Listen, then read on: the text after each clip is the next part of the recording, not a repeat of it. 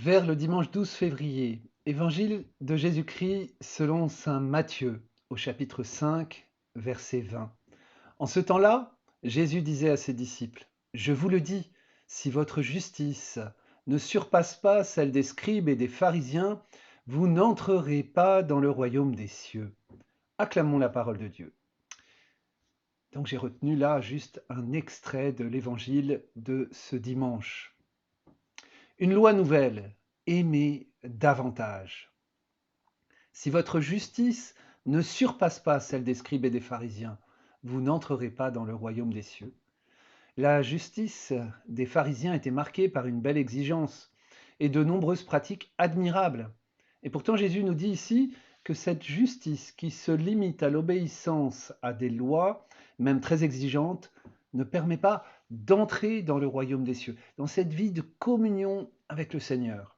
Pour Jésus, la vie dans le royaume de Dieu, c'est-à-dire dans l'amour, est le but, le sens de la vie. Saint Jean l'a bien compris. Nous savons que nous sommes passés de la mort à la vie parce que nous aimons nos frères. Celui qui n'aime pas demeure dans la mort. Première lettre de Jean, chapitre 3, verset 14. Chaque reprise par Jésus des 10 commandements nous dit « Et moi, je vous dis d'aimer davantage » dans le souffle de l'esprit. En lisant le sermon sur la montagne, on pourrait se dire que c'est trop dur de suivre Jésus, qu'il met la barre beaucoup trop haute, mais cela nous invite plutôt à une ouverture fondamentale de notre être à l'Esprit Saint. Sans l'Esprit Saint, sans ce souffle d'amour qui nous garde en communion de cœur et d'amour avec Jésus, on en reste à la lettre de la loi. D'une certaine façon, on reste en superficie. La loi d'amour vécue dans l'esprit invite sans cesse à écouter en soi l'appel à aimer davantage dans tout le quotidien, à se décentrer, à trouver son centre et sa source pour aimer en Dieu, uni à Jésus. Alors, tout est possible, car rien n'est impossible à Dieu. Cet appel à une justice plus grande, c'est-à-dire un ajustement au souffle de l'Esprit en nous, c'est l'appel à la sainteté. C'est le cœur du Concile Vatican II avec la Constitution sur l'Église, Lumen Gentium 40. Nourris de l'Eucharistie pour aimer, unis à Jésus. Dans le baptême, nous sommes consacrés, donnés, confiés à Jésus pour aimer toujours plus par lui, avec lui, en lui. L'Eucharistie est la source et le sommet de la vie chrétienne, car c'est là que Jésus nous donne sa vie, son cœur, sa parole reçue dans la foi de l'Église pour donner l'amen de notre vie, c'est-à-dire l'adhésion de notre vie à cette vie nouvelle. À chaque Eucharistie vécue dans la foi, Jésus souffle sur nous un amour de don de soi, toujours plus grand. Il commence son œuvre de résurrection qui s'achèvera après la mort. Il nous donne en partage son amour qui a vaincu la mort. Le don total des prêtres dans le célibat consacré est un signe prophétique au cœur de l'Église qui rappelle cet appel au don de soi de chacun dans son état de vie. Les saints, exemple du bonheur d'aimer en Jésus.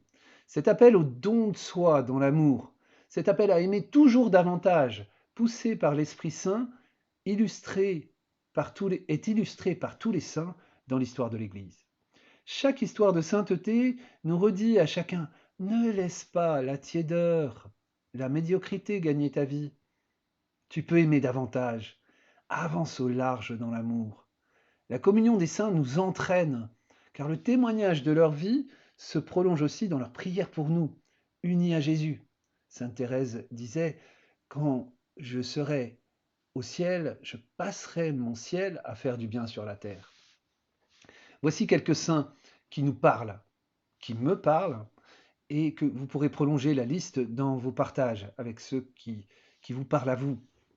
Saint François d'Assise, qui a vécu dans une radicale pauvreté, illustre par toute sa vie « Heureux les pauvres de cœur, le royaume des cieux est à eux ». Chacun peut entendre « Toi aussi, tu peux le vivre à ta façon ». Sainte Thérèse de Lisieux, religieuse de l'ordre du Carmel, nous parle du bonheur d'aimer unis à Jésus dans toutes les petites choses de la vie. Elle nous montre que dans une journée, il y a une multitude d'occasions de laisser le souffle d'amour de l'Esprit Saint nous inspirer des actes et des paroles d'amour. Sainte Jeanne Jugan, fin XVIIIe siècle, voit un jour une vieille femme dont plus personne ne prend soin. Elle décide de l'accueillir chez elle. Elle la prend sur son dos, elle l'emmène dans sa maison, elle la met dans son lit et elle va dormir au grenier. Ses compagnes sont touchées, vont faire de même, et ainsi naît l'ordre des petites sœurs des pauvres. Elles nous disent, toi aussi, tu peux prendre soin des pauvres, ils sont autour de toi. Saint Paul de Tarse a un jour été saisi par la rencontre du Christ sur le chemin de Damas, où il partait persécuter les chrétiens. Il devient un des plus grands apôtres de l'Église. Il nous dit à chacun, prends ta part d'annonce de l'Évangile. C'est possible d'annoncer Jésus auprès de ceux que tu rencontres, et c'est un immense bonheur. Partage ta foi, elle se multipliera. Je pourrais prolonger cette liste longtemps, mais ce sera plus profitable si c'est vous qui le faites. Les saints avant nous et autour de nous ne cessent de nous encourager à aimer davantage, unis à Jésus, au-delà de la lettre, et parfois au-delà de ce qui peut sembler raisonnable. Il y a les saints canonisés par l'Église et les saints de la porte d'à côté, qui sont ces chrétiens autour de moi qui laissent le souffle d'amour inspirer leur vie et m'invitent à quitter toute médiocrité, à repartir au large dans l'appel à aimer. Ils nous redisent, chacun à leur façon, la beauté et la grandeur de notre vocation à la sainteté.